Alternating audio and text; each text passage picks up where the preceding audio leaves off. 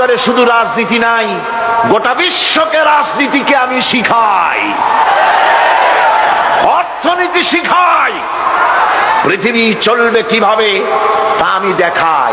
এই জন্য এই কোরআনের আসল মুফাসসির তো আমি নই, কোরআনের আসল মুফাসসির তো মাওলানা সিফাতুল্লাহ সাহেব নন, এর মুফাসসির তো মাওলানা আবুল কালাম আজাদ সাহেব নন, এর আসল মুফাসসির তো মাওলানা কামাল উদ্দিন জাফরি সাহেব নন।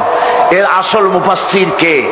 কোরআনের আসল মুফাসসির, জেনুইন অথেন্টিক ইন্টারপ্রেটার, আল্লাহর পক্ষ থেকে নিয়োগ প্রাপ্ত মূল মুফাসসির যিনি, মূল তরজমানুল কোরআন, কোরআনের ভাষ্যকার যিনি, তিনি হচ্ছেন সর্বকালের সর্বযুগের সর্বশ্রেষ্ঠ মহামানব বিশ্বনবী জনাবে মুহাম্মদ রাসূলুল্লাহ সাল্লাল্লাহু আলাইহি ওয়াসাল্লাম।